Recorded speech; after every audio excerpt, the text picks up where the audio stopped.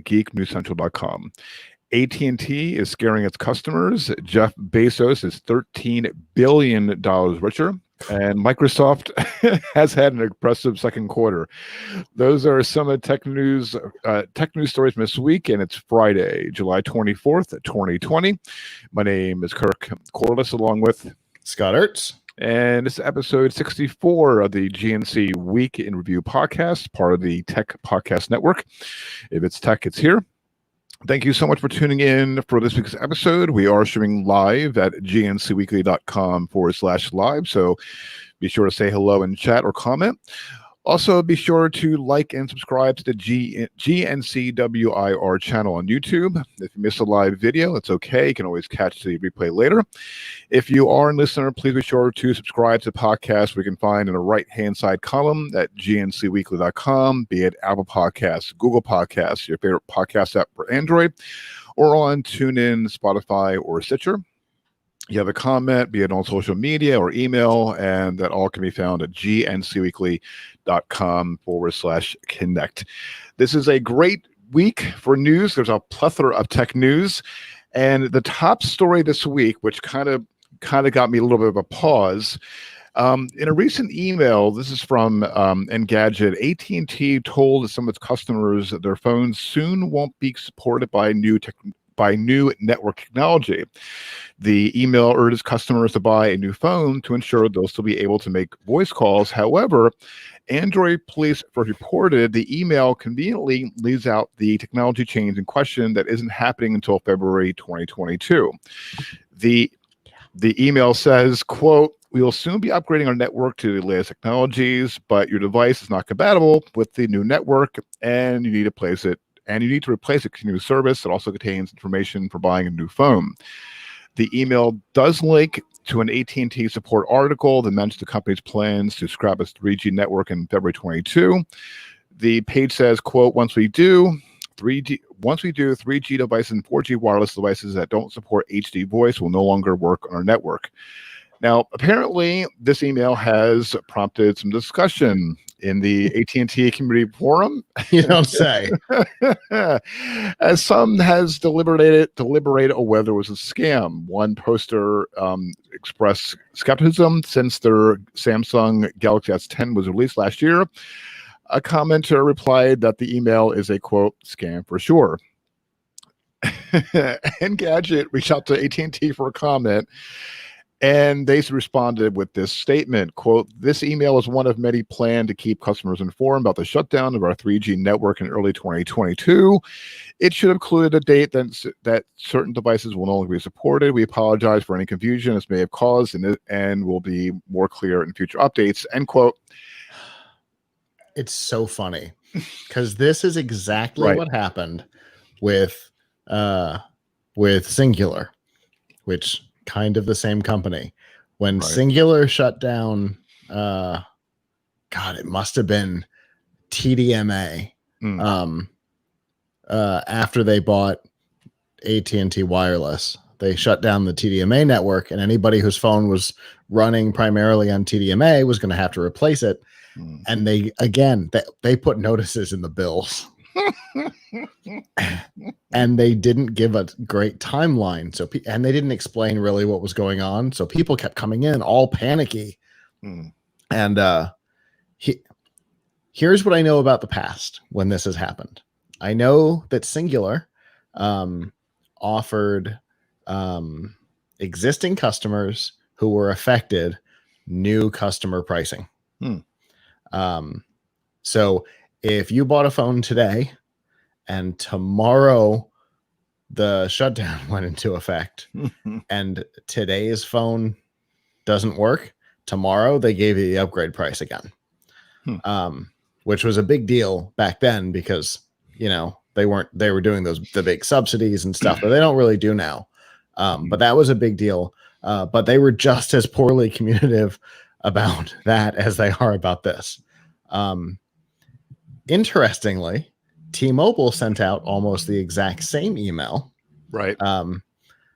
Because their shutdown is happening next year, 2021 instead of 2022, right? And nobody got confused, nobody got concerned. Right. Everything was clear in the email. Mhm. There was a transition date mentioned in the email. This is the day that 3G is being turned off. Mhm. And AT&T is just like, uh-oh.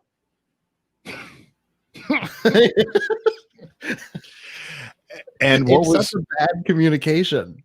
right? And what was and you would think that, imagine that AT&T has to have some type of like process where they have to like make sure that everything in their emails are, worded correctly to Yeah, omit that the important details, and this story blew up on Twitter like immediately. Because people were And getting the emails and going, uh-oh, right. because that's what the email says. The email goes, uh-oh, Right. panic, until people did. Right. Yep. And yes, there are some of the super cheap phones, Mhm. even recently, that Mhm. have come out that don't have voice over LTE. Mhm. I don't know if the Samsung S10e is one of them. It might be. I Right. don't know. But that's the reason why they're giving a full 2-year heads up on this, Mhm. right? So that if you do an upgrade right now, you cannot buy a non voice over LTE device from AT&T. You haven't been able to from T-Mobile for almost a year Right. because of this, because Mhm. they're not allowed to do that to you. But yeah, terrible communication. Yeah. I would love to know how many people read this email before it was sent out, and everybody's like, yeah, that'll work. Right. And I like to let us know if it was, because a lot of times, because the company I work for, and they question some emails that they receive from my company, and they're asking, is it spam or not? Mm-hmm. And what I would do is and a lot of people aren't really, there's some people that are versed and some aren't. So what I do is I tell people to hover over with their mouse, hover over the from email address. And if you don't see the company's name, .com, then it's not legitimate. But there's some people that are easily. Then it's definitely not legitimate. But I can send an email that says it's from corporate PR at AT&T.com right now if I wanted to, and it'll say that it's from them. Okay. So email is a disaster. Mm. The protocol of email is it was not intended for more than a couple hundred people. It is such a disaster. Right. But yeah, if you hover over it and it says it's from some lawoffice.info, yeah, that's definitely not legit. Right. Yeah, because that's what I try to. Right. I try to like because I look when I get any emails and I look at them carefully, and a lot of them, always say look for like misspellings or like link. If you hover over the link in the email, because God forbid, when you go to a different, click on that and that takes you to not that genuine site. Yeah. So, but it looked exactly like it. Right. Right. Yeah. Right. Exactly. Yeah. Phishing stuff is very sophisticated, but somehow, even with all that sophistication, you still see there's a couple of things to look for. Hover over. If the link is really short, right, it's a lie. Because they've got link trackers. That link is going to be 4 or 5 lines long. It's going to be huge. Right. Because they want to know that you've opened it. They want to know when and where, and there's link trackers. So if it's a really short link, if nowhere in there does it say AT&T.com or Verizon.com or T-Mobile.com, and if the text isn't text, if the text is an email, run, or is an image, run away. Run away, right? Run away. If you can't select the text, it's a lie. Get out. Exactly. Yeah. Run for the hills. Those are your kind of big ones in the body. But yeah, first thing you do is hover over the from. If it says it's from, some random domain .net. Wrong. Exactly. Right. Run for the hills. All right. Which is fascinating because it's so easy to spoof that, and Yeah. how that's not the first thing that these guys do. It's beyond me. They make the sites pixel perfect. You Right. click on the link and you get there and you're like, oh yeah, that's the Yahoo login screen. No, it's not. Right. Because that domain definitely says, Nathan's hot dogs .co or whatever. That's not the Yahoo login page. But somehow the emails are a disaster. Yeah. And in this instance, this AT&T email was a disaster on. And it was real. And it was real. It had almost every scam red flag in it, and it was real. And there's some savvy people that that said that it was a scam, and so good on them. I mean, good for them to call mail on it. I bet phishing filters caught it. I'd bet money that thing got caught by phishing filters. Yeah, and with good reason, too. So, shame on you, AT&T. To be continued. All right. In other news, Amazon's CEO Jeff Bezos, and there's some more other news about Amazon a little bit later, which I'm really pissed about, but we'll get that in a little bit. In the meantime, Amazon's CEO Jeff Bezos added $13 billion, that's what it be, to his net worth on Monday. The financial development set a record for the largest single day increase by any one person since 2012. This is from Bloomberg that reported this. This one-day increase likely result of Amazon stock jumping over 7% on Monday after sliding last week. According to Bloomberg Billionaires Index, say that 5 times so fast, he is now worth $189.3 billion. He is reportedly on track to become the first trillionaire by 2026, which we're in 2020 now. Well, Amazon's earnings reports in April revealed the company's revenue jumped 26% to $75.5 billion in fourth quarter, well ahead of Wall Street expectations due to a surge in customer orders amid the pandemic. Wow. The man has got he's got cabbage. I can't imagine that the entire growth of his net worth was from a 7% stock jump. Otherwise, his entire net worth is in Amazon stock, which it's not. Not right. I know for a fact it's not, because he owns the Washington Post or something. Right. He does. Yep. And Whole Foods.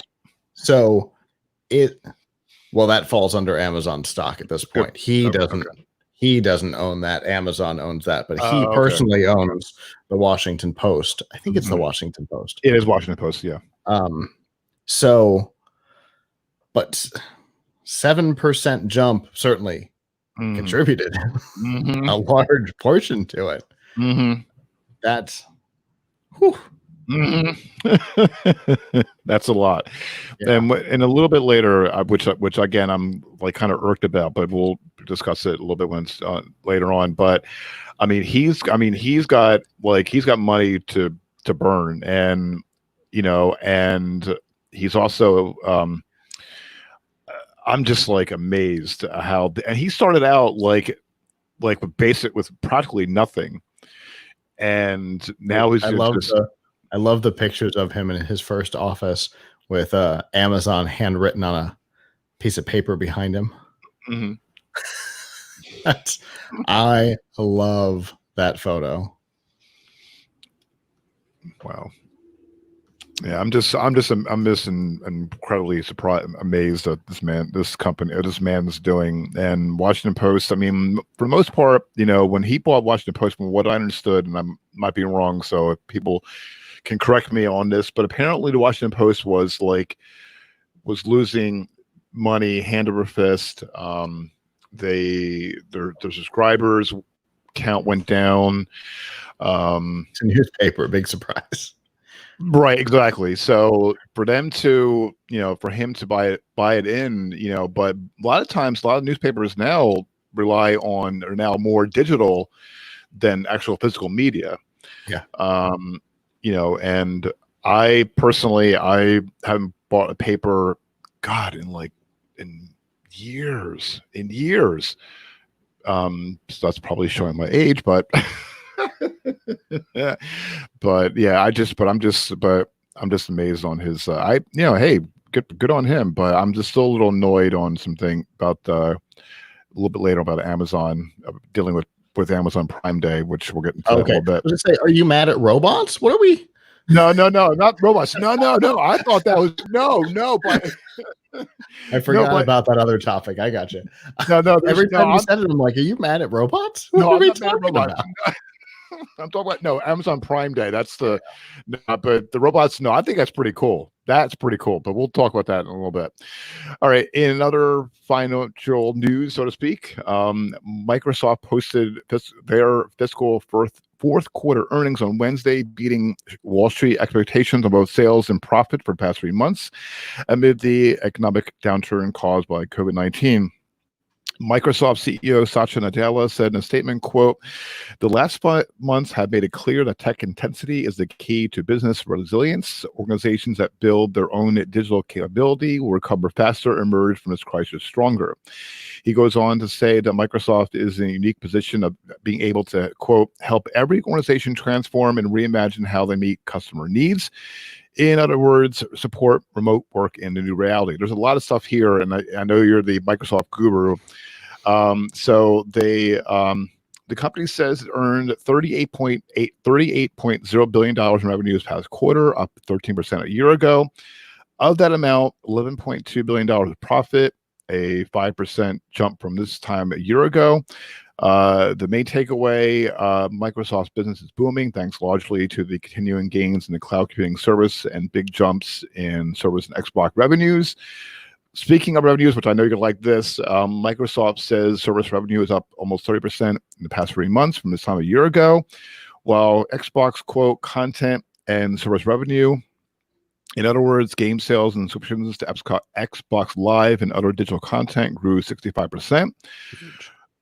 Right. Also helping this quarter are Microsoft's quiet but steady revenue drivers, including Windows OEM up 7%, Office Commercial up 5%, Office Consumer, which I purchased recently, up 6%, and LinkedIn up 10%. So I know you're the Microsoft guru. Yeah.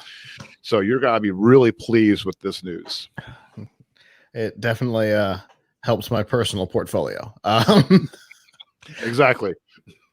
I've definitely got Microsoft stock because when Satya took over, I knew it was going to go up from the $36 a share it was when he took over. And now they're one of the top 3 most capitalized companies on the planet. So having some inside view through one of the largest Microsoft partners in the world, I know that Teams was a huge part of this. Teams drove a lot of additional Microsoft 365 business subscriptions because it's Teams is I use all of them, but Teams is far superior to Slack. Its group meeting stuff was better going into the lockdown and has only gotten better in that time. 49 person grid, 7x7. Come on, that in full HD. Even Zoom doesn't do that. Zoom's quality goes to crap. You're right about that. I used it. You're right. But all of you get 6 people in a call, and the call starts to chunk out. Teams does not. It's all processed on Azure and pushed down as a single thing. I think that's my guess, but I don't know. But yeah, Teams has driven Microsoft 365 subscriptions a lot. And during this time where people have more time on their hands, companies have been taking that opportunity to do cloud migrations that they've been putting off. I know that there's a lot of companies in our portfolio that we've been hearing have started those cloud migrations to Azure. So I'm not surprised about that at all. And Game Pass, I'm not at all surprised that Game Pass has done it so much business that it is called out specifically in this, that content and services are up so much that Microsoft called them out specifically, because Game Pass Ultimate, I mean, we talked about it on the show last week. Game Pass Ultimate is getting Project xCloud added to it for free. So for $15 a month, you get hundreds of games on the Xbox, on the PC, soon to be on your phone, and you get Xbox Live. That's probably $40 a month worth of stuff for $15. I'm not surprised that they're driving subscriptions on that, because if you're home with nothing to do, right, nearly unlimited gameplay, you can play a different game every day and still not go through the whole thing. It's crazy. Didn't they? And also they announced, was it today or a day or two ago, they announced their new game lineup? First round of the game showcase. Yeah. Okay. They showed off of the 17 Xbox game studios. They showed off content from 11 of them. Some little stuff, some huge stuff. New Fable. It's going to be a big deal. For sure. New Halo obviously is always a big deal. That'll be a Series X launch title. They showed off a lot of Series X stuff. And so, yeah, that's a big deal, but that doesn't affect us just yet. I mean, yes, huge announcements affects the stock price, but it doesn't affect their profit yet. That won't happen until holidays. And, but this game lineup is one of the best launch lineups I've ever seen, especially for Xbox.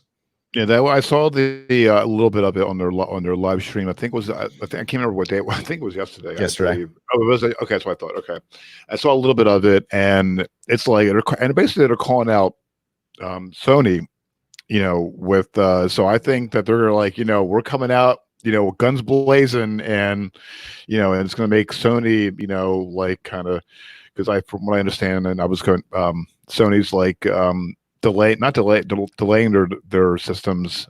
They're actually not delaying it. They're only allowing one system per customer or something like that. From what I saw, I was like, whoa, that takes.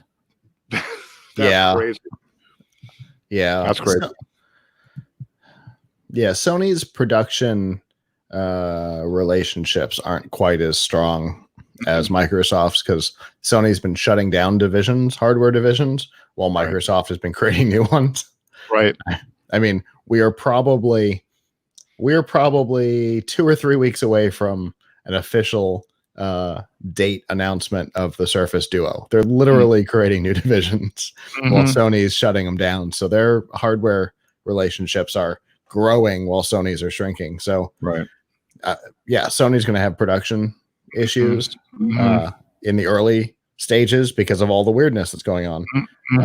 But Microsoft doesn't seem to be worried about it at all. No, they're not. Because they're putting a production line together for a brand new phone right now. They're not worried about nothing. Yeah, they're doing pretty.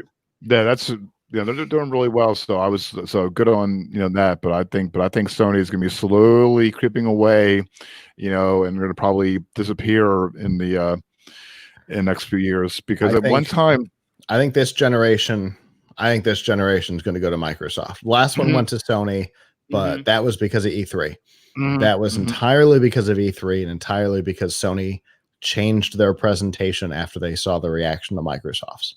Right. And Microsoft had already laid out what their business model was going to look like, and Sony had not. Sony changed their business model to adjust, and so they won the last hardware generation entirely because of that 3 hours.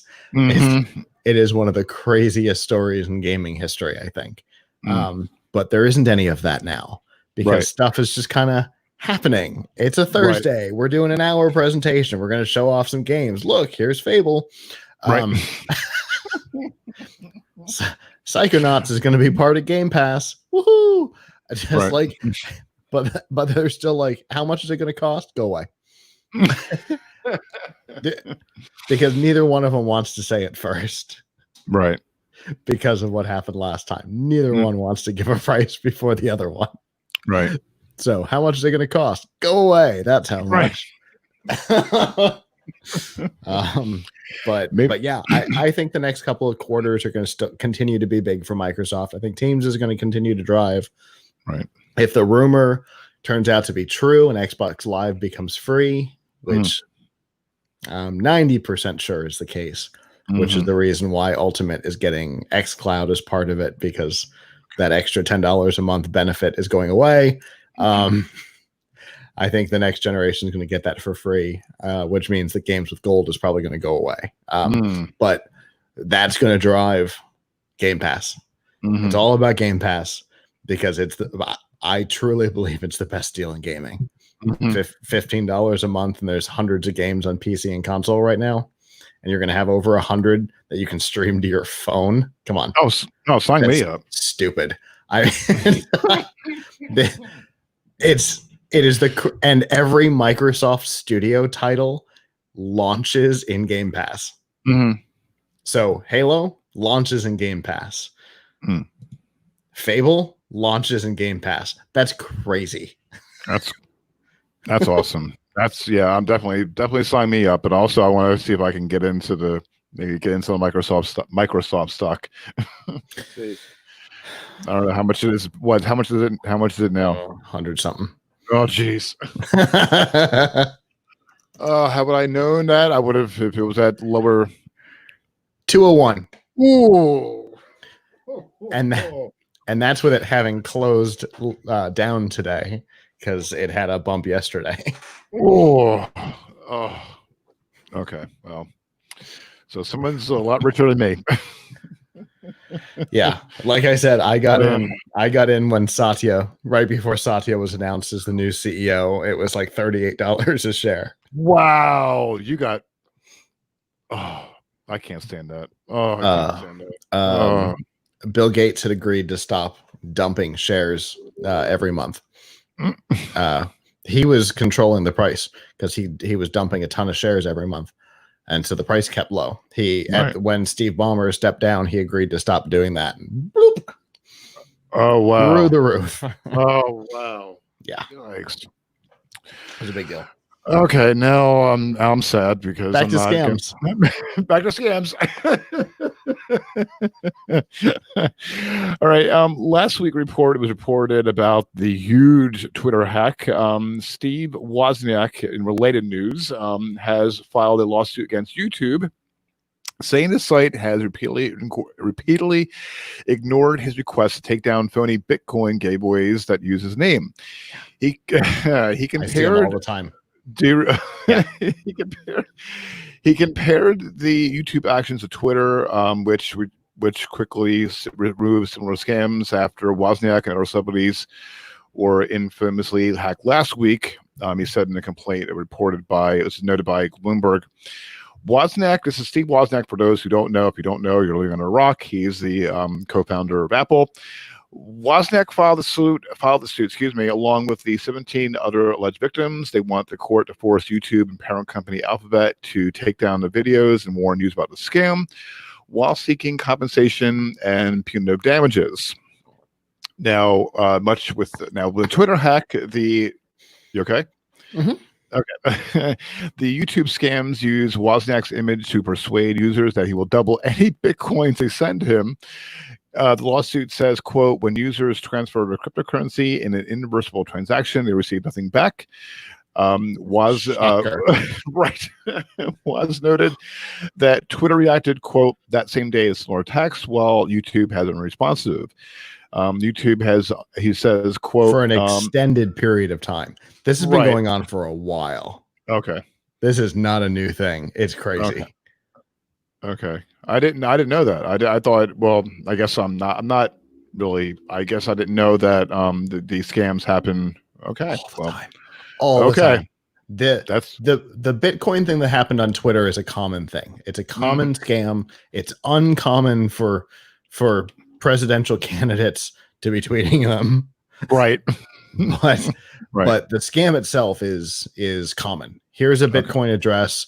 Send money to that address, and it will automatically send you back double. It's the dumbest thing I've ever heard. Because there's no benefit to it. Why would anybody run that as a contest? Why would anybody fall for it? I don't know, but they do. Because just in the hour that the Twitter ones were up, they did $120,000 worth of Bitcoin. Wow. Yeah, I saw that, and I was wondering why. I mean, because I watch YouTube channels, and I have of all the channels, including a plug for Plug It's Live. I'd never seen any Bitcoin video or hacks or enticing people to give me Bitcoin, or I'm donating this or what have you. I guess I haven't. You're not the target demographic. I'm not either, but I see them because I do a lot of Bitcoin stuff. You know, we had the blockchain router at CES and things like that. And so I do a lot of stuff on blockchain and Bitcoin. So, so the keyword shows up for me, but the target demo isn't either of us. Okay. It's people who are tech savvy enough to be able to purchase Bitcoin, but not tech savvy enough to be able to look at this thing and go, well, that doesn't even make sense. Right. That's who their target demo is. Oh yeah, because you and I are tech savvy, and I think there's a lot of people in our audience. There's some that are tech savvy, but there's others that are new, you know, to this, and they're like, you know, until someone warns them, either in passing, you know, they're just going to say, okay, I'm just going to like, you know, shut out. What do I have to lose, right? And a lot of people think that, and they do like $5 just to see. But you know, if you've got 1,000 people testing it with $5, that's $5,000 they've made. Right. And when the former vice president of the United States tweets it out, you get a lot more attraction. And so what you do is you put Steve Wozniak's face on it. You put, you put big tech people, high profile tech people's faces on it, and people are more likely to fall for it. I don't know why, because it still doesn't make any sense. It doesn't. Nobody wins if you transfer Bitcoin. Right.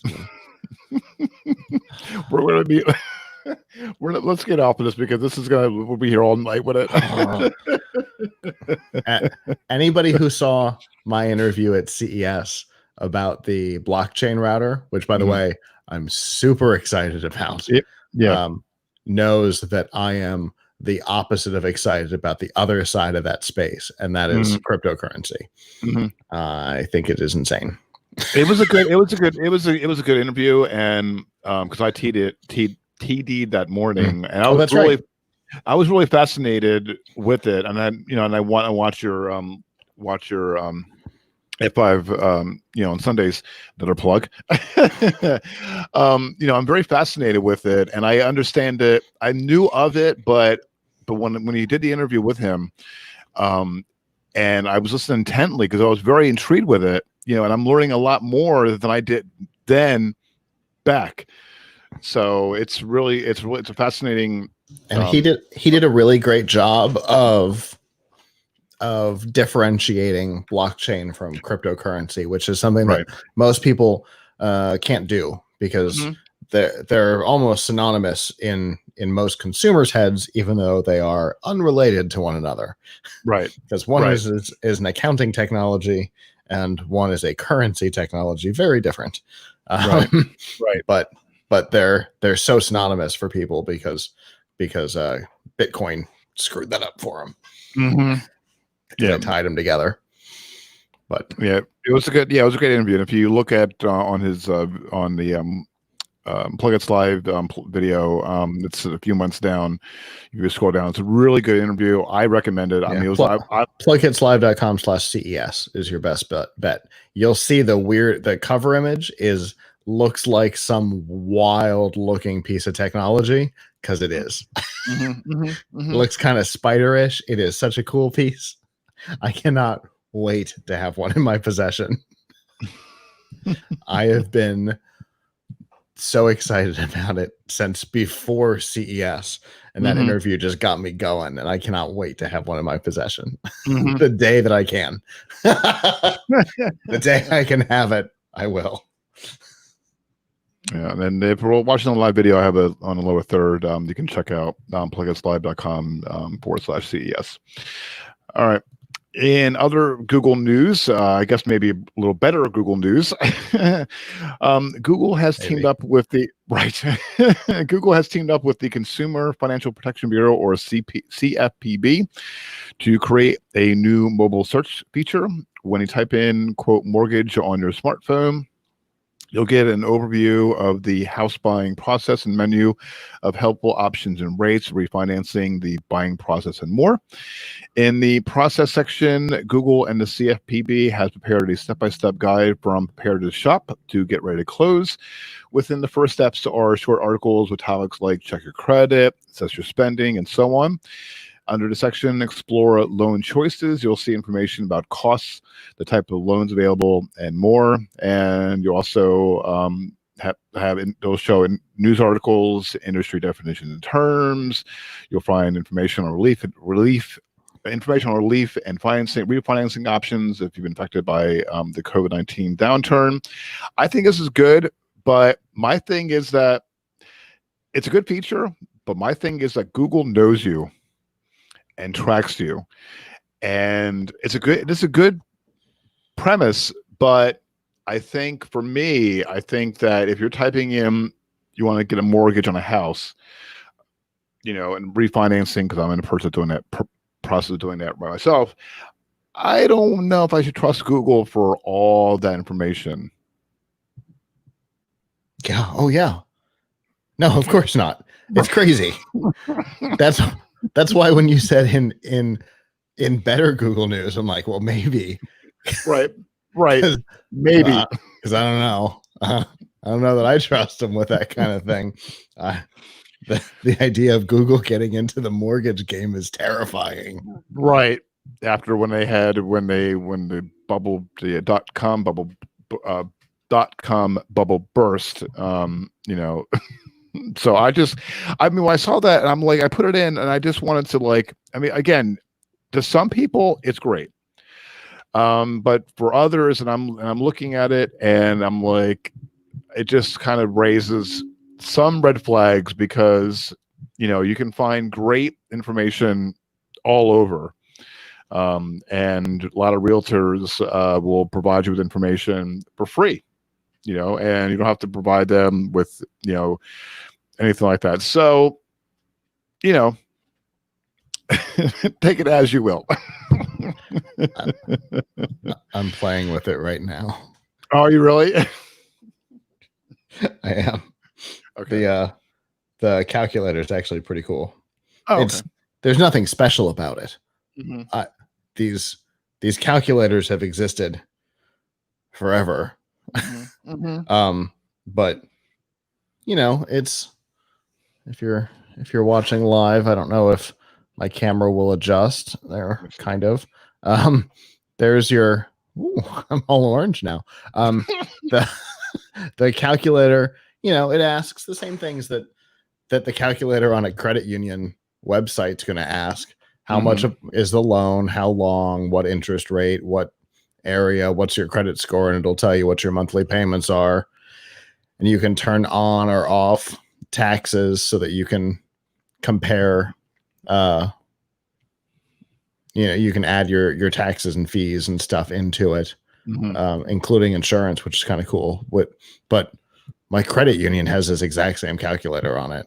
Yeah, same here. So, so it's not all that great. I mean, there's graphs to show average interest rates, but again, you can get that from MSN Money. I mean, is it nice to kind of pull it all together into one place? Yes, but it sounds like they're pulling it from one place, from their relationship with the Consumer Financial Protection Bureau. So why wouldn't I just go to them and not Right. give all that information to Google? Right. Exactly. I purposely used the Bing app to search for Google in an in private tab to do this. Good on you. To keep things from getting bonkers here.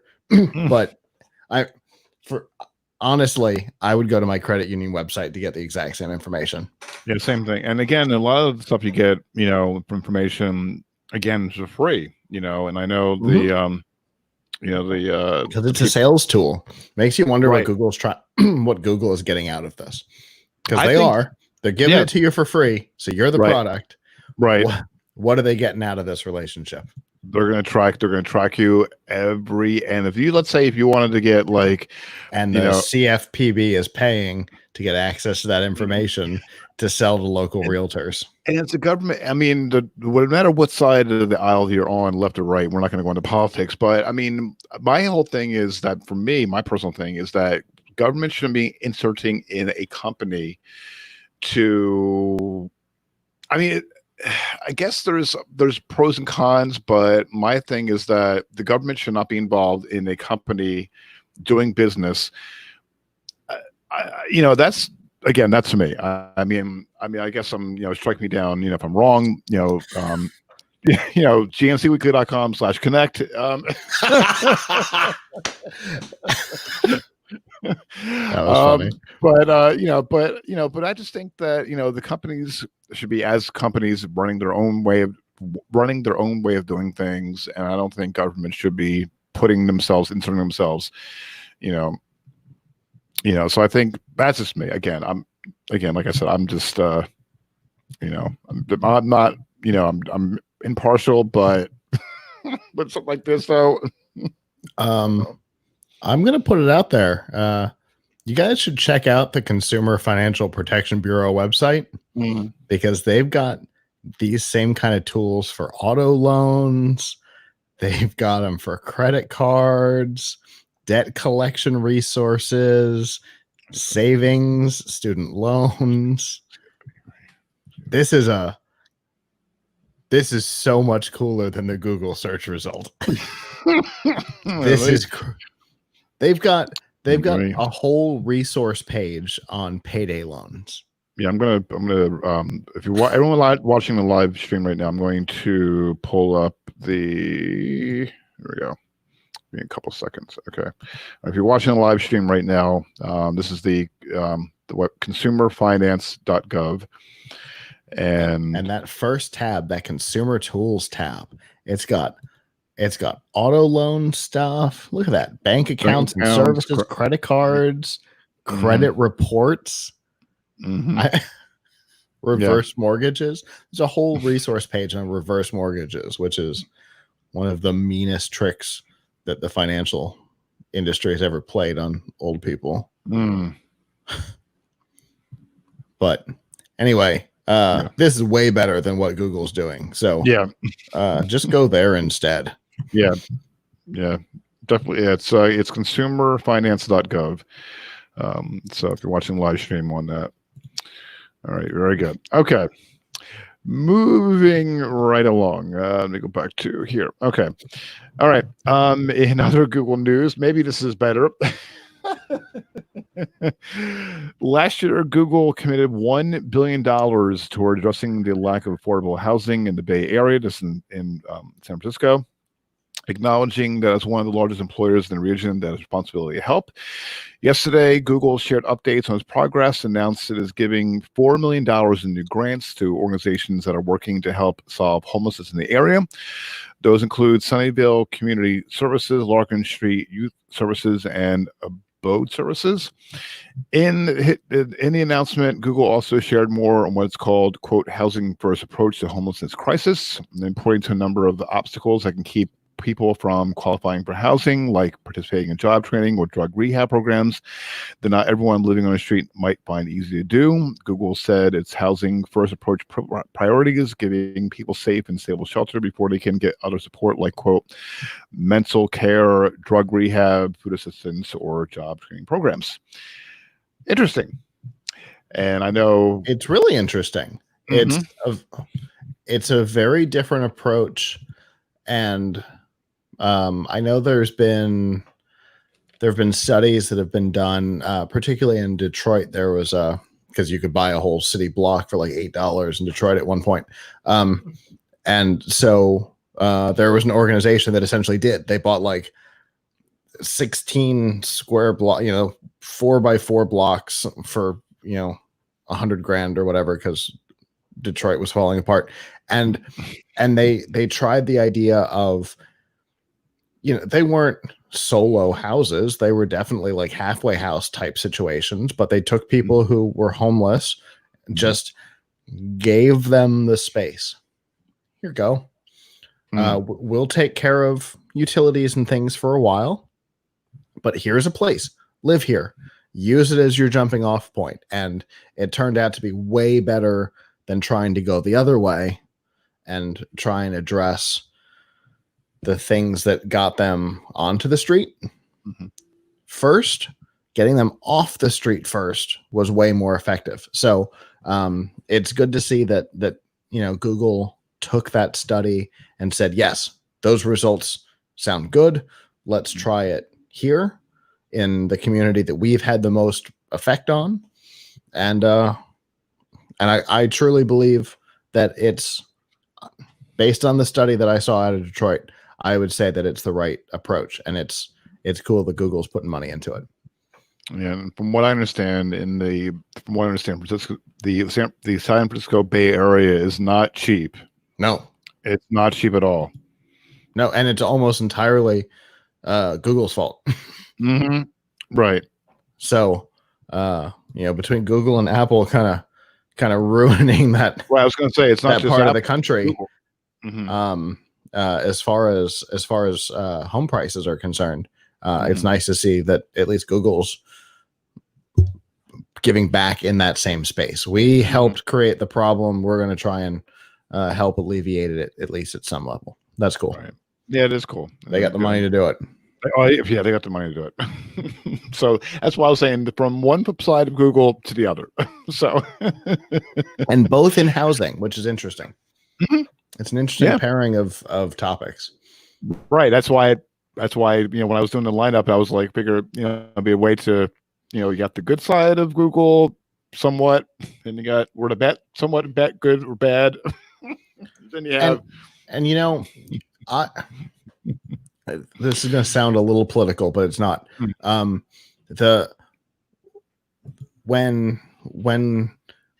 the country was its best to people was when companies, not the government, took responsibility for their communities. Yep. And so Google, I agree. Google is doing that. I agree. A big factory moved into a town, and they knew that it was going to affect everybody's life. So what did they do? They built restaurants, and they built stores, and they built things to help build the community up that they had just shaken up. Google and Apple shook up this community, and now they're helping bring some of the problems they created down. I think it's great. Yeah. Yeah, I think that's. I know I'm agree with you 100%. I think companies that do right by the community, will. And no, I'm totally with you on that. Be an active, 100%, an active and positive influence in your community. That's absolutely. If you're not, then the community is not going to want you there. Yep. Amen. Well said. Well said. All right. This is robots. Right. We teased it half an hour ago. Robots. Right. And this is what I was excited about. Now, if you live in Atlanta, Georgia, or Franklin, Tennessee, your next Amazon order might arrive in one of the company's Scout delivery robots. Amazon began testing its cooler size delivery bots. And I'm going to pull this up in about 10 seconds here. Let me do it right now. Get this out here. They're like big bugs. Right. Hang on. We're going to pull this up here. There we go. They're so weird. They're like big rolling insects. I love it. They're dumb looking in the best possible way. Mm-hmm. It's awesome. Yeah. You couldn't ask for a dumber and more beautiful design than these things. Yeah. This is they've been been testing these bots in Smyrna County, if I'm spelling this county, I apologize, guys. Washington last year. Yeah, there's no way you're going to get that one. Yeah, right. They've been making deliveries in the Irvine area of California, and this week they popped up in Atlanta and Franklin. Only a handful of Amazon Scout devices will operate in each city. They'll be accompanied by a human, travel at walking speed. I wonder what walking speed is. Probably depends on the human. Right. Making deliveries Monday through Friday during daylight hours. Customer will place their Amazon orders as usual, and there won't be additional costs for Scout deliveries. I think this is cool. Yeah. I really do. I'm sorry. I'm 100% with you.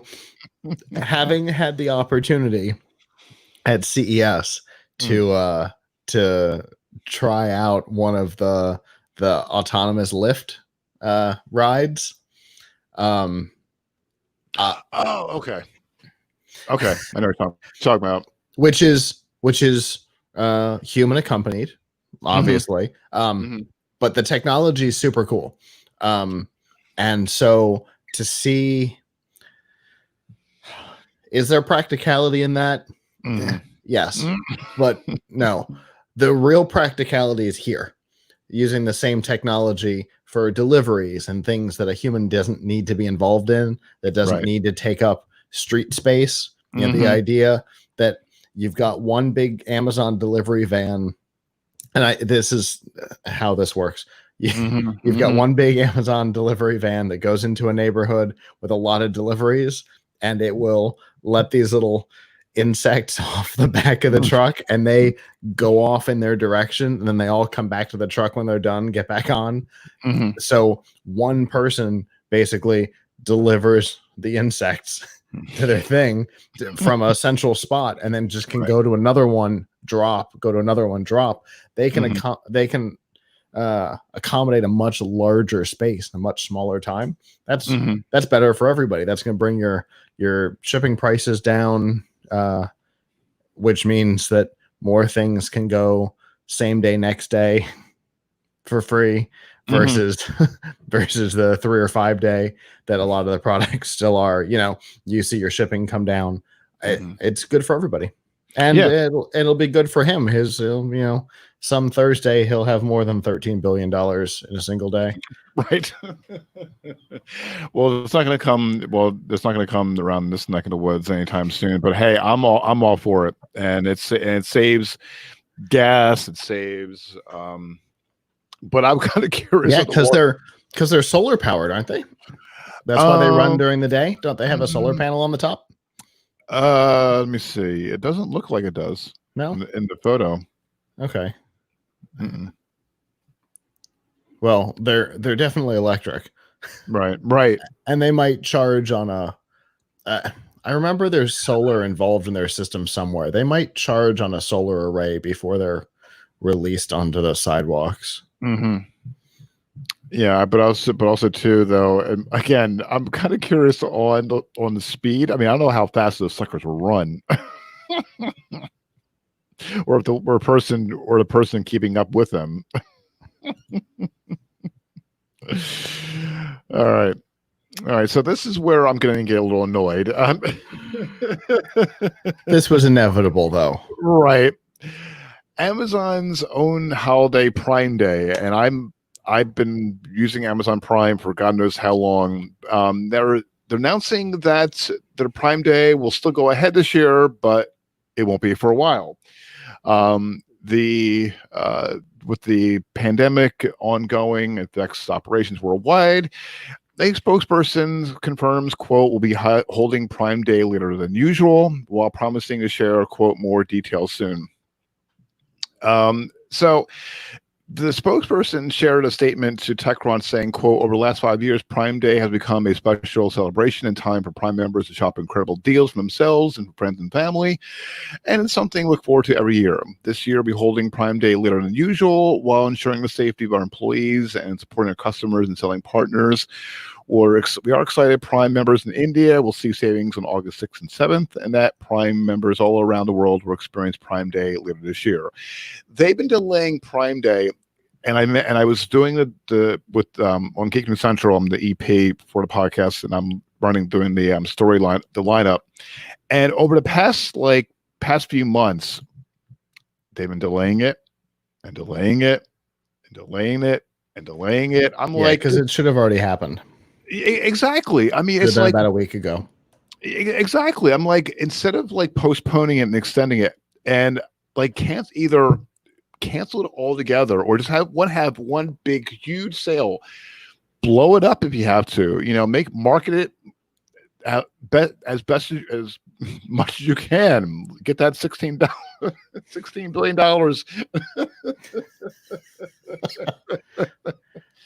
Yeah, and market it. Make your next biggest day a Friday instead of a Monday. Exactly. Yeah. Prime Day is going to happen. It's going to happen in October. That's the date that's currently being thrown around, which does mean that current generation video game consoles will probably be included in it. Which it wouldn't have been if it was last week, last weekend, which give or take would have been the normal time for it. So, there's some benefits. The Xbox One controllers might be super inexpensive, things like that. There's some products that if it's in October can be included that wouldn't have been included today. Which is always the case. It doesn't matter when it happens. There's always going to be something that's on its way out that can be included. But for me, if they do it in October, it means probably good prices on Xbox One controllers, which work with Project xCloud, which is all I need. Because I am so super excited about Project xCloud. I cannot wait to see it running on the Surface Duo to play an Xbox game on a Microsoft phone with an Xbox controller. That was super excited. I know you are. I know that you are. So maybe with the screen, crazy. Well, like I said, if it's the holidays, well, they could do it during the. Later in the if they're saying later this year, quote unquote, then round out. I mean, 2020 for most of America has been, I would say, been affected by this pandemic. Yeah. Go out with a bang. I have a big end of year blowout, and I think what their goal is to try and avoid Black Friday. They want to get it out before Black Friday because they don't want people to have to make a decision between the two events. So the dates that we've been hearing that they've kind of been throwing around have been like the weekend of October 24th, which sounds about right. It would be a full month before Black Friday. People can have recovered by then, and they won't have damaged Black Friday. They won't have damaged their own sales because of it. I think it's probably the best time for them to do it is that weekend, because you don't want to do it on Halloween weekend. No.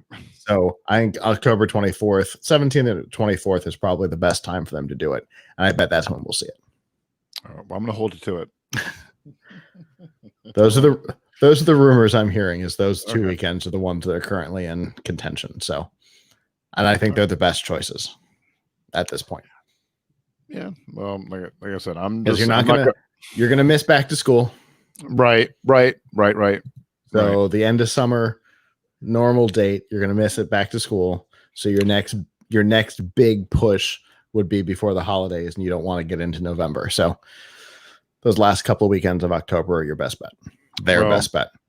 Well, mark this day on your calendar. Mark this day on your calendar. So I'll buy you a drink if if you're right. Somewhere between the 17th and 24th. All right. Okay. All right. Well, all right. Mark your calendar up. Again, if you're right, I'll buy a drink. I know you're in Florida, but I'll definitely We'll do it next. Yes, it's fine. all right. Fair. All right, fair. All right. Deal. All right. All right. All right. In cell carrier phone carrier news, T-Mobile announced the first unified plan it's offering to all customers the combined T-Mobile Sprint merger. Starting today, July 24th, if you're listening to this later, it's already happened. The company will offer 4 lines of unlimited data for $25 per line. If you enable autopay, that's a caveat, totaling $100 each month. 5G access is included as part of the plan, and T-Mobile will also throw in a Samsung Galaxy A71 5G if you pay a few dollars extra per month. But with wireless plans, there are some caveats. First, it's worth understanding that underlining that T-Mobile Essentials limits you to standard definition video quality while on the mobile network. You got to move up to the Magenta Plus plan if you want HD on the go while away from Wi-Fi. T-Mobile says, and I love this, when they take a shot at Verizon, quote, Verizon's lowest price 5G plan, which will get you Verizon 5G roughly 0.4% of the time, will cost you almost $1,000 more a year. So, yeah. Yeah, boy, that's a hot poker. Oh, yeah. They're swinging around there, isn't it? Oh, yeah. Cow. Yeah, they've been well, we talked about this in previous episodes that they've been throwing shade at Verizon, for many years, and they're not stopping. Of course, that's one of their taglines, that we won't stop. In fairness, it's what they're known for. Mm-hmm. Mm-hmm. They are known for antagonizing, and it's so funny. I remember the day the commercials stopped antagonizing Sprint. Right. But they've been known for antagonizing the big guys. Mm-hmm. So I'm surprised. I don't see a whole lot of real restrictions on this. Well, I'm pretty impressed. There I don't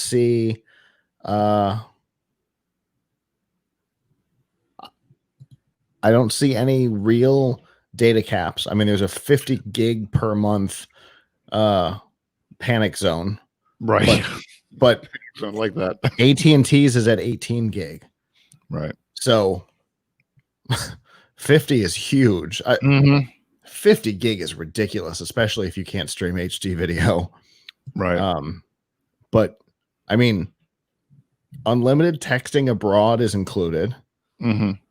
It's still compatible with T-Mobile Tuesdays, which is a huge benefit. 3G mobile hotspot.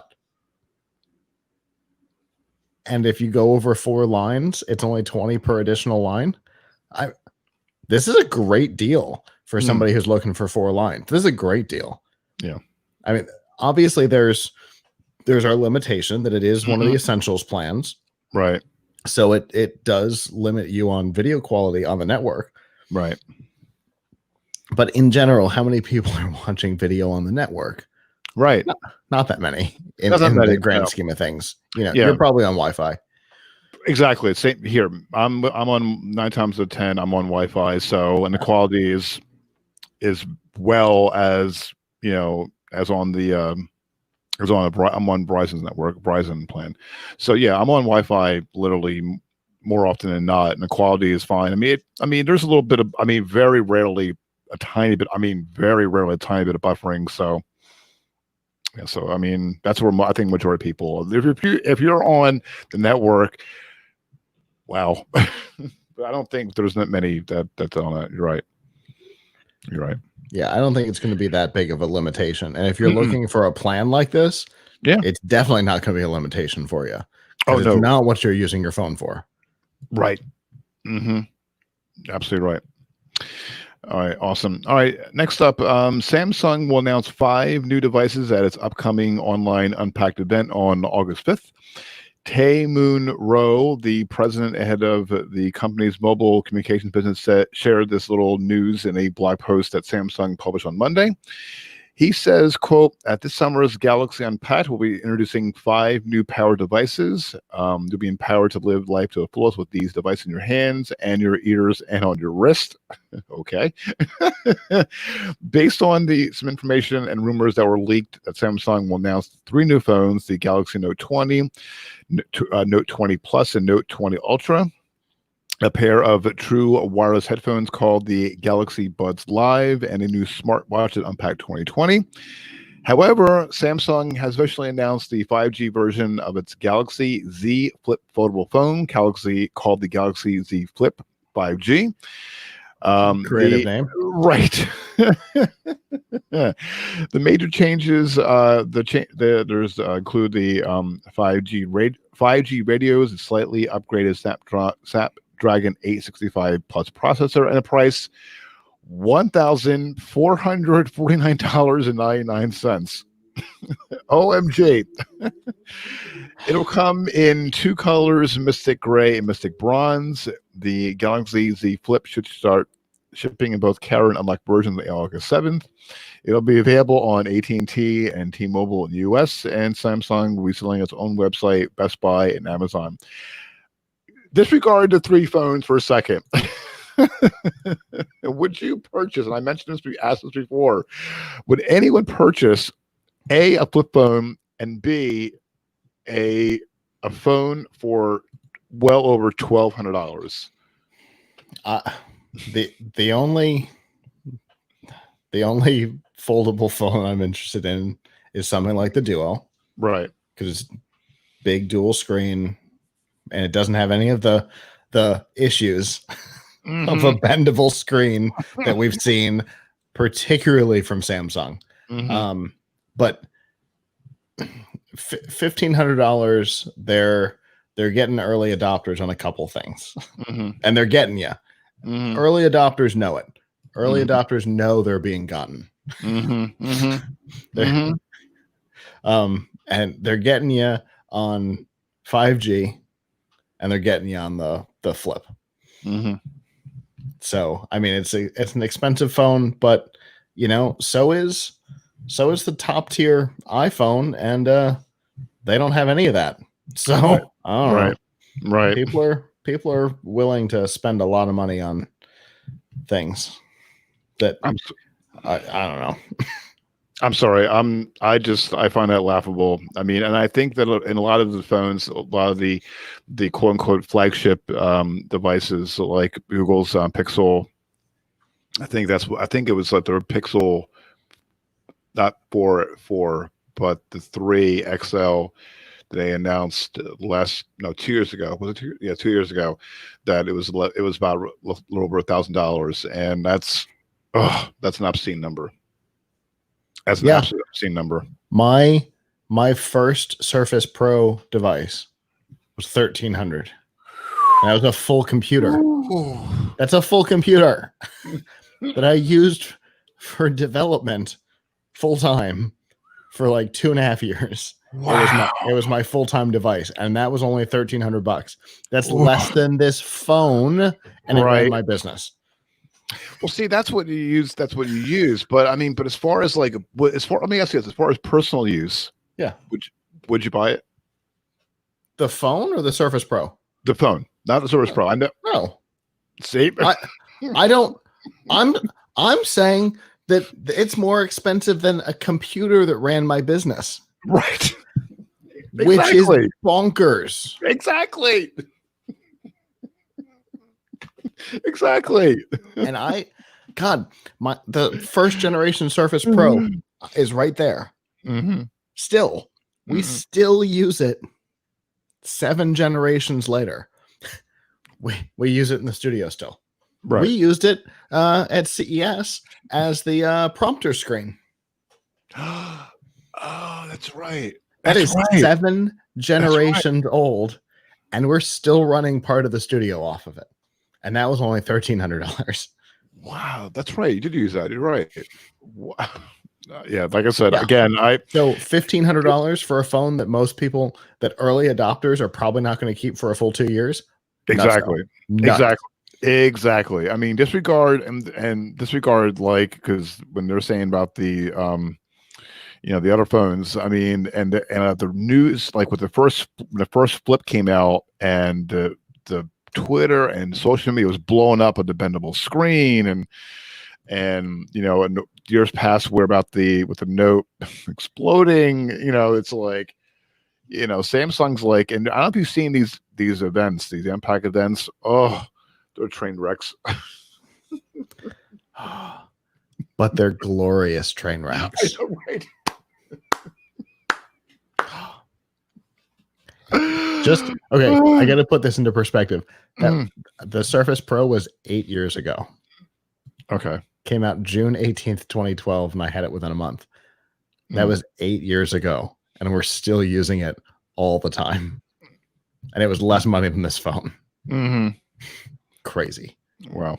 Couldn't do it. Couldn't do it. I get. That's why I said. That's why I knew there's no way you can spend $1,500. I just knew it. I know that. See, you're on this. Same page you and I. Yeah, that's bonkers. Couldn't do it.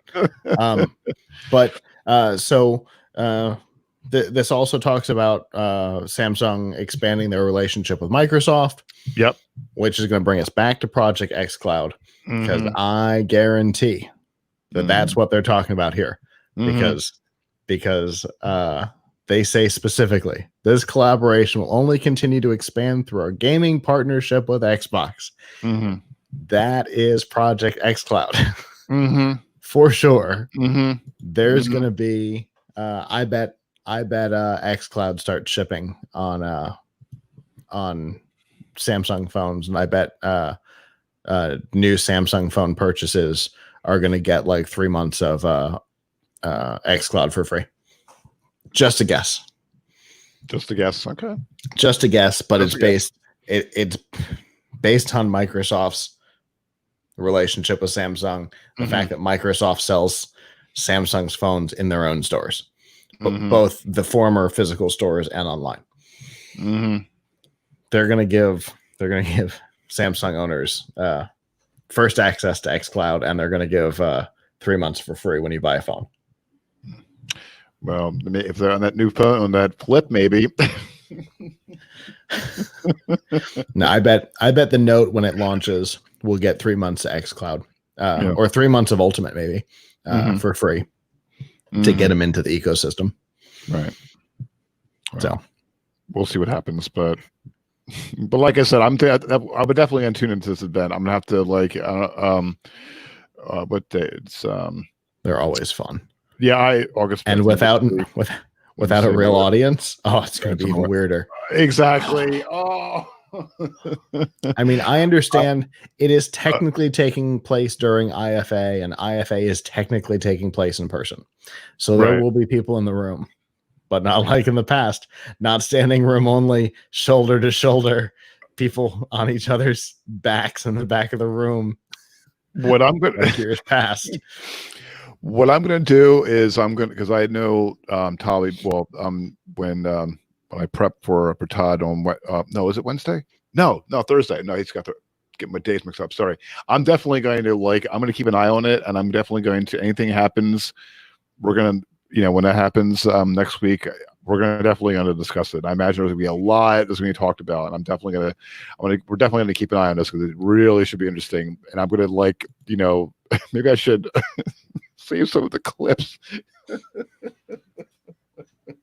I'm definitely going to save some clips if there's something going on, because the one I saw a few years ago when they were in New York City, and they had like actors on their phones, and they had the one where they were in a car and the car was on its side. Oh, they're just the best. That was the best. I mean, and I think they had there was like a chorus number or a musical. Oh, and like, yeah. Yeah. Oh, I know the one you're talking about. Oh yeah. Avram talks about it all the time. He has it down as his weirdest press event ever. Yeah. My jaw hit the floor when I saw that. From the start to finish, my jaw hit the floor, and I'm like, and they're dumping like a lot of money to And run. they have no idea that people are watching it going, what is happening? They think they're nailing it every time. Mm-hmm.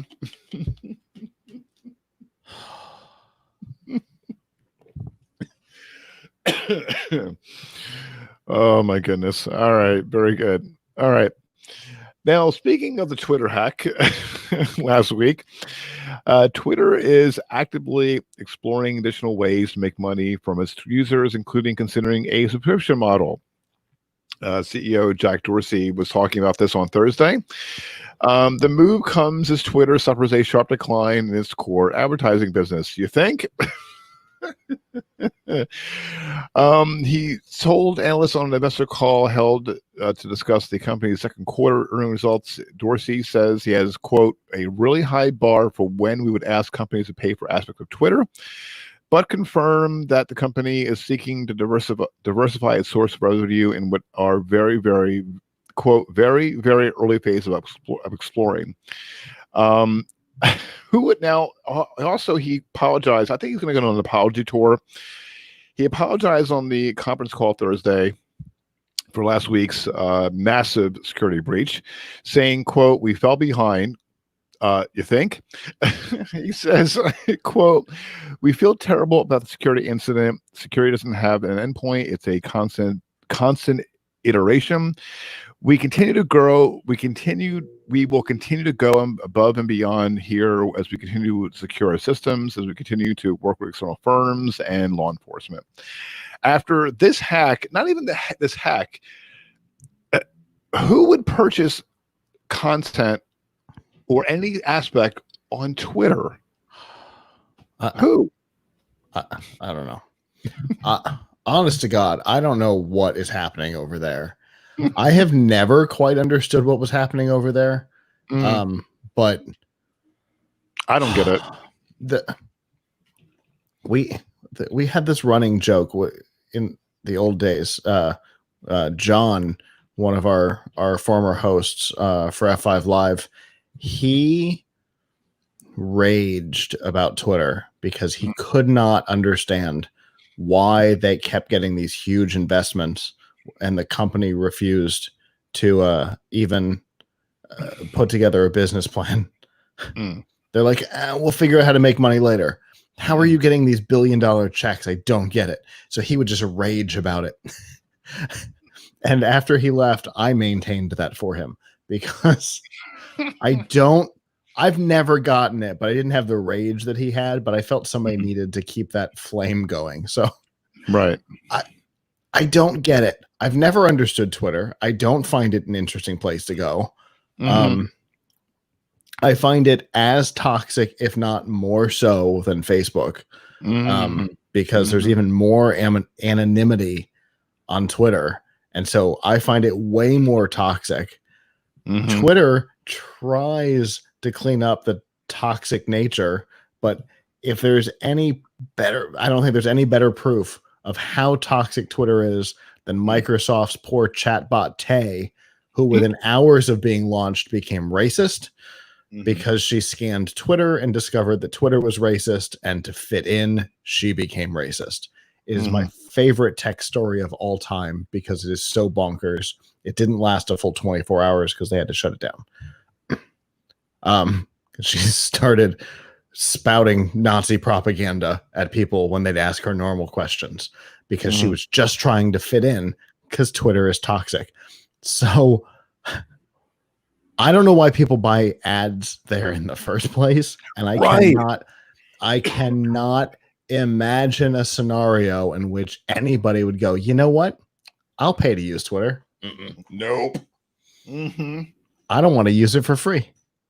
I'm sure not going to pay for it. Oh, absolutely. Absolutely. And I'm on Twitter, in the morning, and that's it. I'm on Facebook, in the morning. I check it, once, not often, but I mean, it's so, and also I try to like, even with Twitter, I try to, filter out the negativity. I try to look for some positive things. And lately, it hasn't been like that. Avoid social media. Right. Right. Right. Other than for business stuff, I'm not on it at all. I hate it. Yeah. So negative. I feel so much better not being on Facebook or Twitter. Even LinkedIn's starting to get negative. So I've been avoiding that lately too. I don't know how they had a 10% profit gain. I don't know. I don't get it because I'm avoiding it like the plague. That used to be my safe space. That used to be the place where I knew I could go read news and stuff from people who mattered, and not anymore. It's getting just as negative as everywhere else. Yeah, it's I try to like I'm looking, let's see. I don't really I'm only for maybe a little bit because I have to like look for something at least something positive. So the MSN News app actually has a tab called Good News. Oh, really? Yep. Okay. It is the best way to start the day is go look at the Good News tab on the MSN News app. Okay. I love it. I use it on Windows and mobile. I just love that Good News section. Okay, I'll check it out. Actually, I'm going to download it right now as you speak. So you can't miss the big weird red logo. Yeah, I see it. I'm looking at it right now. It's the one of the new Fluent icons that I don't know if I like. I like it on Windows. I don't know if I like it on mobile. It doesn't come out the same way. Anyway, that's not what we're talking about. No, right. Well, moving on. We are talking about mobile companies though, and let's swing back to T-Mobile just one more time. One more time, right? Avram and I have been talking about this one for a while since T-Mobile announced their T-Mobile TV service and then never talked about it again. Oh, okay. Which was weird. They're like, yeah, we're going to get into TV. When? Shh. And then that was it. And so then they started to get serious into it. Kind of. Except they didn't really talk about what it was. But now the fact that they're building hardware and putting like a thing around it, this idea of T-Vision, which is T-Mobile's TV service, running over T-Mobile. It's the thing that Clearwire wanted to be so badly with LTE. Well, it was WiMAX, but with 4G, it's what they wanted to be so bad, but 4G just wasn't ready for it. T-Mobile thinks they're ready to do the same thing in 5G. Hopefully it doesn't turn out to be Clearwire because that was a disaster. And hopefully it doesn't become YouTube TV, which is also a disaster because it's more expensive than cable, which is the opposite of the point. Right. Yeah. But if they can control the cost in the way that the other one that sounds like Dish Network, I always panic on the name of that service. Doesn't matter. I'm trying to think. I don't know. It's not Hopper. It's the other one. It's yeah. Oh wow.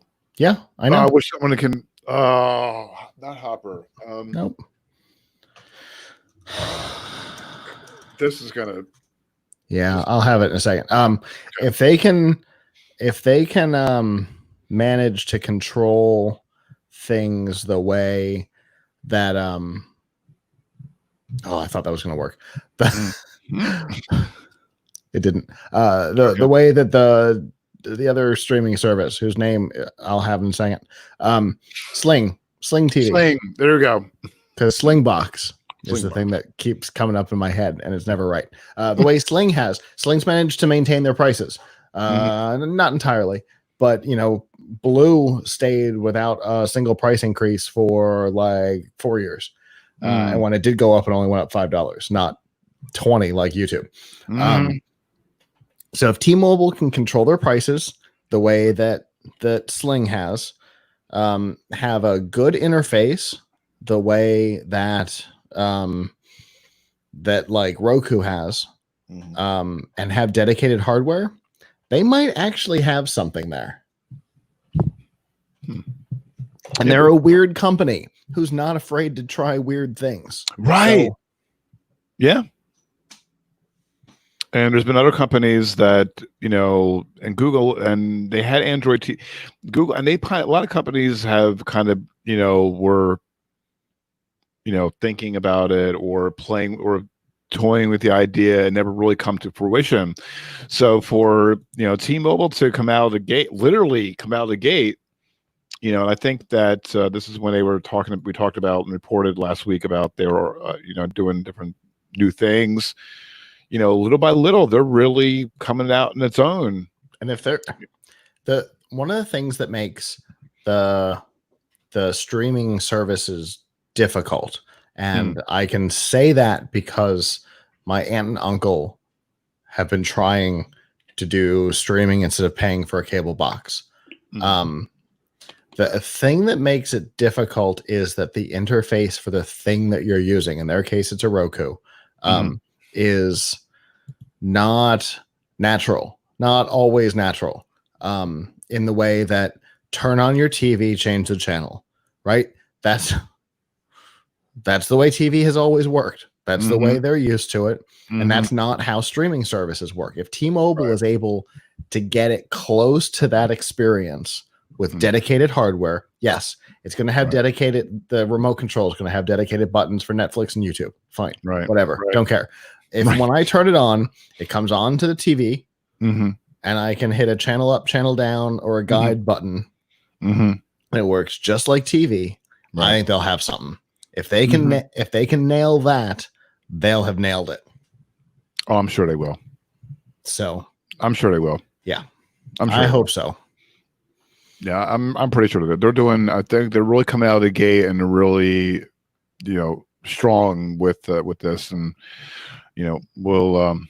They've been working on it for so long. Right. Oh my God, they've been working on it for so long. Right. With nothing. Literally, Ava and I talked about this like a year and a half ago, and nothing has happened. You should. What you should do as a tease to to Sunday. I'm kind of curious to hear what he thinks about it. I really would. We might talk about it. It's an interesting topic for sure. And the failure that was Clearwire, who tried to do something very similar, but a whole generation older, makes it an interesting topic for us because Avram and I were both in the mobile space during Clearwire. I was selling it and he was at Tom's Guide. So we were both in that space during that time, and we both followed the collapse that was Clearwire. So it's interesting to see somebody else try something similar. Right. Well, like I said, I'm pretty sure, I would again, it's something that's really been, something to think about, again, I'm not producing yours, but I'm just kind of curious because I know you've been talking about it, and and I was just kind of curious what his thoughts are. So tune in Sunday evening at 9 p.m. Eastern on Sunday to find out. But I'm just teasing. All right. In other video streaming news, Plex, the popular DVR and media streaming service, has been making a splash with its growing library of free on-demand content. Has announced it's debuting more than 80 live, quote, linear streaming TV channels. Running the gamut from news and sports to cooking and kids networks. All the channels are free, though you need to subject yourself to watching commercials. It's launching today, excuse me, in all regions which Plex is available. The new live TV on Plex service boasts a familiar DVR-like programming guide and accessible on Apple TV, Roku, woohoo, Amazon Fire, woohoo, and excuse me. And sorry, I'm a little excited there. You mean it's available on the the two platforms that 70% of streaming take place on? Huh. Right. Who would have thunk it? Crazy idea. And it's also on iOS and Android devices, as well as Plex on the web. Plex says a pending update will add live TV on Plex to smart TVs and gaming consoles. And there's a full list. I'm not going to go over them all, but I'll have a link. We'll have a link up in the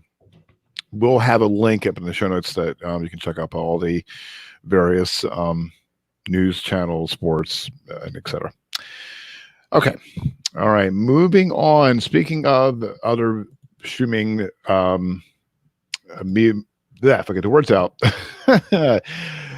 Streaming on video with Hulu, starting off, and this is the Speaking of possible disappointments, right. Right. Over on cnet.com, in Hulu's what's coming to August in Hulu, if I get the words right. every new show and movie coming this month. August 1st, which ironically is my birthday. There's, I have no idea what this is. Monochichi. Monchichi. Monochichi. Okay. That's a complete season 1B. Yeah. What does that even mean? Right. What happened to 1A? Is that like the side apartment on a house? Weird. Okay. City Slickers 2, which, by the way, fantastic movie. Oh, it was a great movie. Rain Man, Sleeping with the Ebony. Oh my God. Legend of the Guardians, the Owls of Ga'Hoole. Okay, I didn't know this was real. If you are a 30 Rock fan, tell me if you knew that was real, because I swear to God, I thought that was a 30 Rock joke. You're right. Oh my God. I never looked it up because it sounded like a Tina Fey joke. Amazing. Well, what service is this one? Because obviously I'm going to have to watch it as soon as it's Hulu, and it's coming August 1st. Great. No way I don't watch that on August 1st. While I'm painting my new place, right? That's going to be on in the background because I'll make sure to remind you. Oh, I'm gonna have Cortana remind me. Don't worry. Okay. Spare parts. That's probably the movie about the robotics team in Arizona. I think it was. Really cool. Definitely worth a watch. I met the coach from the team at an event a couple years ago. Oh, cool. It's super cool. They're a first team that did an underwater robotics competition and beat MIT and Stanford and Georgia Tech, beat them all. And they were high schoolers in like a really rough part of the country. So it's super cool. Awesome. Cool. What I'm looking forward to is this. All the old Star Trek. Oh, I'm so happy. I am like, when I saw this, and I only saw like bits and pieces of it, and I know there's memes for Wrath of Khan and gifs about it, but I'm like so looking forward to this. Oh, it's interesting to note that Journey Home is missing. 4 is not on there. 1, 2, 3, 5, and 6 are. 4 is missing. You're right. So maybe no space whales. Right. Right. You're right about that. I totally space whales. Oh no. Jeez. One of the funniest jokes in all of Star Trek. Scotty talking into the mouse. Computer. Oh, right. Transparent aluminum, which turns out we have made. Right. You're right about that. Oh my goodness. So my birthday is gonna be awesome. Star Trekky. Right. Just no time traveling space whales. Right. Right. All right. So there's other things, movies and series. I'll link up in the show notes because there's a lot here. Yeah. All right. All right. Now, in other news, we talked about this last week, I believe. HBO Max has signed up more than get the screen out of here. HBO Max has signed up more than 4 million customers since its launch in May. Which is way more than I thought. Yeah, same here. Because I try to because I'm not my doubts about HBO Max because some of the titles are gone. Considering there's nothing to attract me yet, Mm-hmm. the idea that 4 million people have already signed up for something that doesn't seem to have an attractor yet is actually pretty impressive. Yeah, it is. And it's only been, this is not their, I guess their first quarter, not really their first quarter.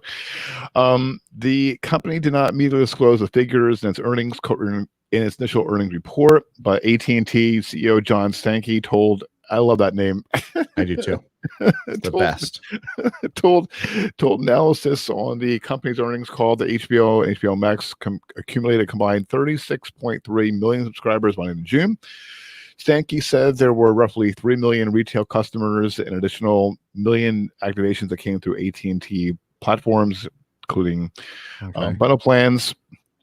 He noted that getting people subscribed to HBO through additional linear cable packages to signing up for HBO Max has been slow. Do you think? And that's an area they wanted to focus on improving. So, speaking of HBO Max, the upgrade price has to be better. Right. Sorry. Right. Well, speaking of HBO Max, what's coming? Is anything interesting coming in August? Let's see. August 1st. All the President's Men was a good movie. Yeah, I don't know if that's enough to pull me to the platform.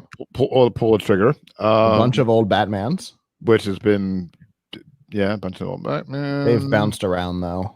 Yeah, and this has been on a lot of these movies been on HBO, for like years. And again, I'm showing my age.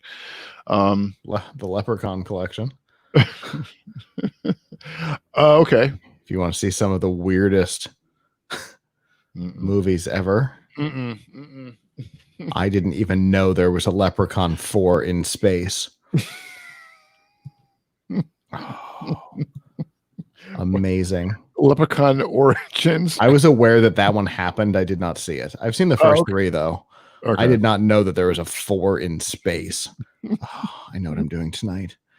I'm going to find it. Not watching it on HBO next month though. Well, right. Well, maybe the sponsor for Rip Tracks can I cannot wait for the live event of Stranger Things. Oh yeah, I saw that. When that should be interesting to see. Monkey Bone. That's not going to get me over either. But all right, let's see. Ocean's 11. Ocean's 11. That's been But that's one of the ones that's been bouncing around. Steven Universe. I think that's moving to HBO as its new home. Well, there's always Elmo. There's always Elmo's the original Elmo. The Elmo. Yeah. Maybe that'll give you. Wasn't the whole point of Children's Television Workshop that it was available to everybody? Whatever. Right. Right.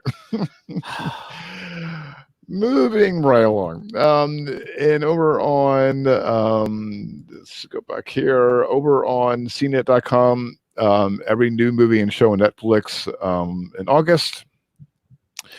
August 1st, The Knight's Tale, Acts of Violence, The Addams Family, Iron Man Armored Adventures. That's one of the animated series. Oh, okay. I was like, at first I'm thinking, I didn't know. Okay, good. I love that Jurassic Park and Jurassic Park 3, and then Jurassic Park 2 comes after it because they named it different than the others. Dumb. A lot of people are super excited about Mr. Deeds coming to Netflix because it's the Adam Sandler movie that's missing from Netflix. I saw okay. a lot of people excited about that. Never Ending Story. That's going to get people excited too. Mm-hmm. That was a great. I watched that movie. That was a really good movie. Hey, there's Ocean's 12 and Ocean's 13 coming to the other service. So you can watch Ocean 11 on HBO Max, and then you can go over to Netflix and watch 13 and 12, or 12 and 13. All right, let's see. Wonderful. Some of these movies, what are series? I never really never seen any of these. So Magic School Bus.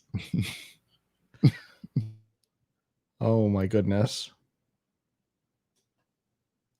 I wonder, did I go away or did you go away? I don't know. I'm supposed to say, there we go. There you go. You're back. Excellent. The stream went, I think the stream went. All right. Let's see. Moving along. All right. Johnny English, on August 16th. Crazy Awesome Teachers. Oh my goodness. This summer sucks. I'm sorry. I think that says Teenage Bounty Hunters. Up a little bit. One more. Okay. Yep. Teenage Bounty Hunters. A new season of 3%.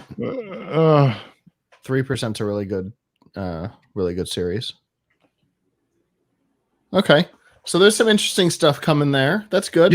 Yeah. So we'll have a link up in the show. But like I said, some of these selections are, it's really Teenage Bounty Hunters. We got it. Okay. There you go. Some of them are bonkers.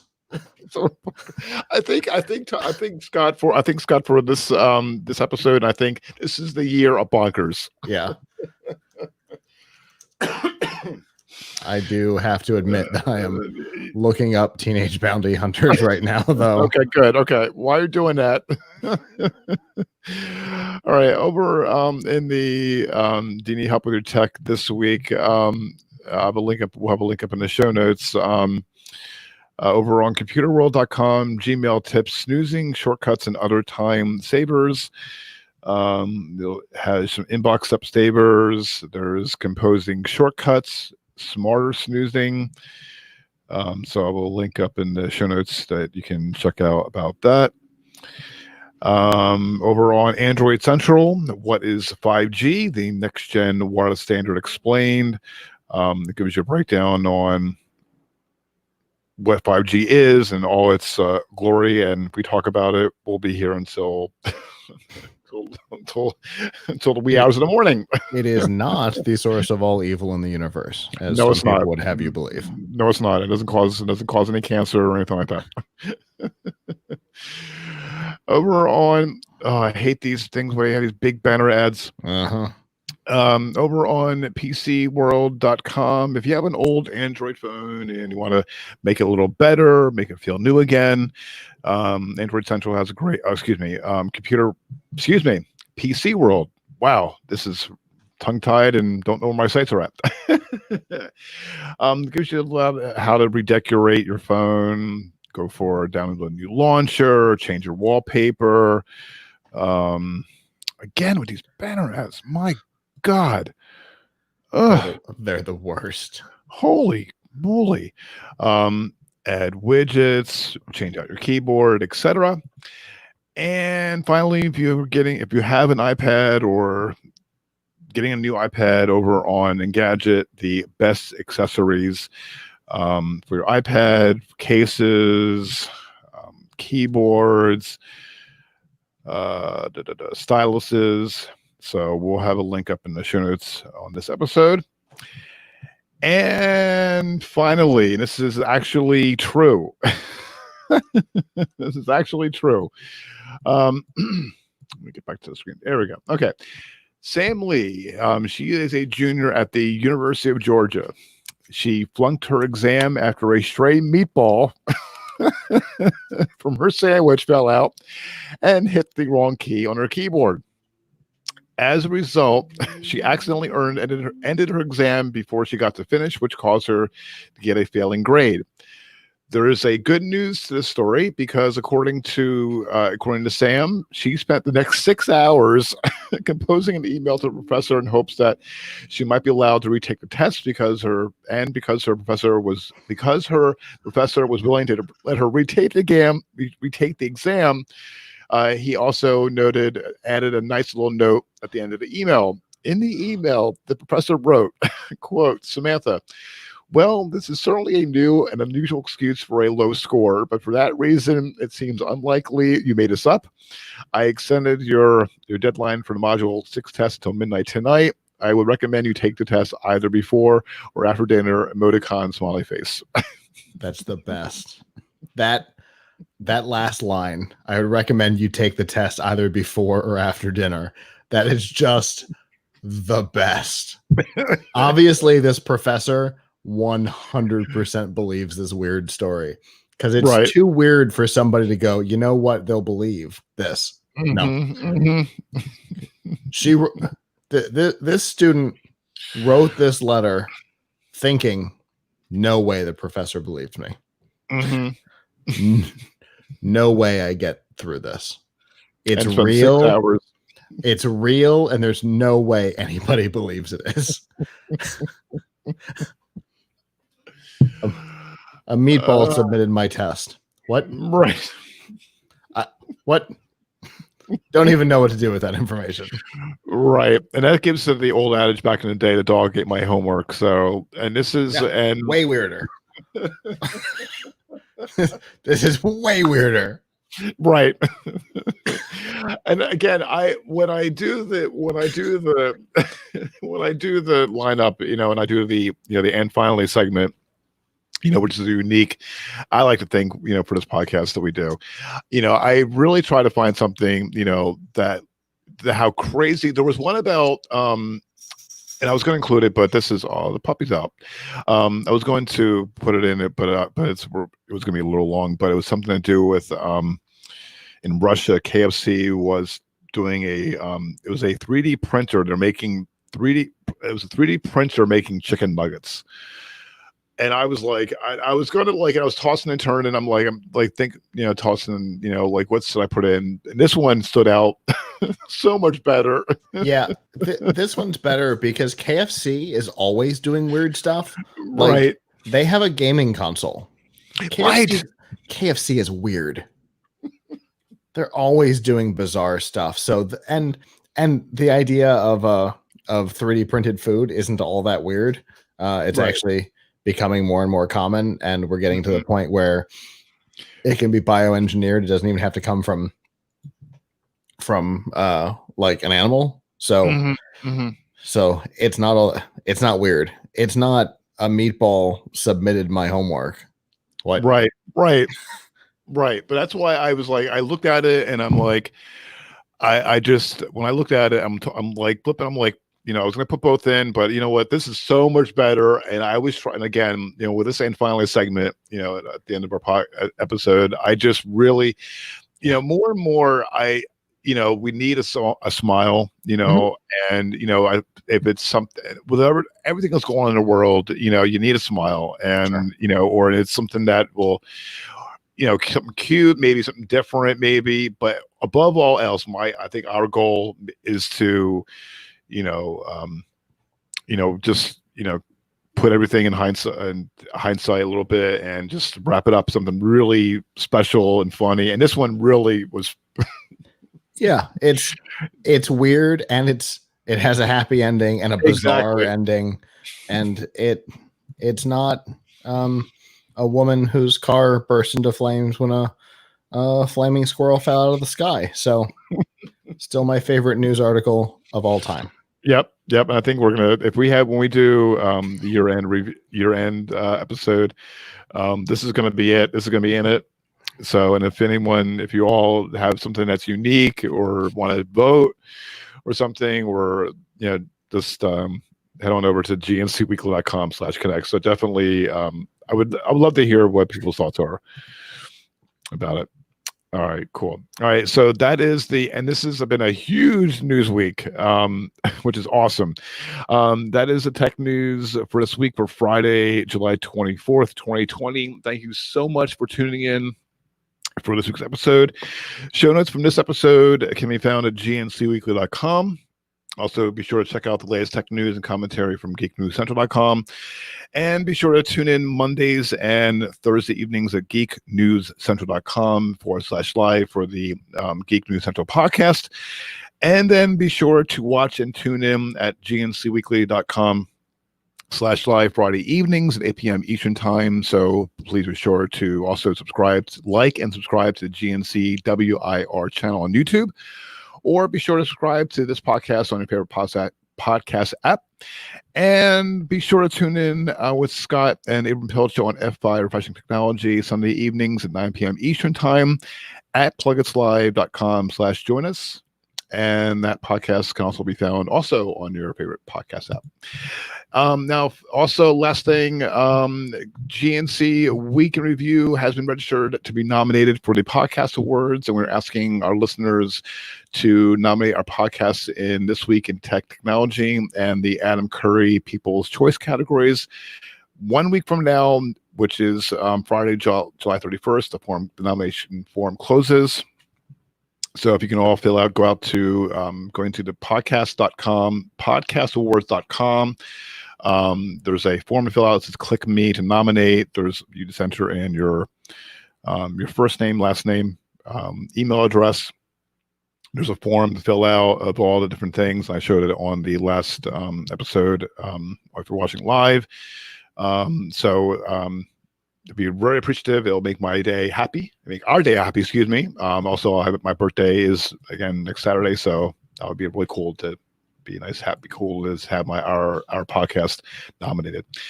If you have comments on this week's episode, we love to hear from them. Head on over to gncweekly.com/connect, the email, Twitter, or Facebook. I'm on Twitter, usually sometimes. I'm at Kirk Corliss Scott is on Twitter, TTMABO. And so next episode of GNC Week in Review. So long.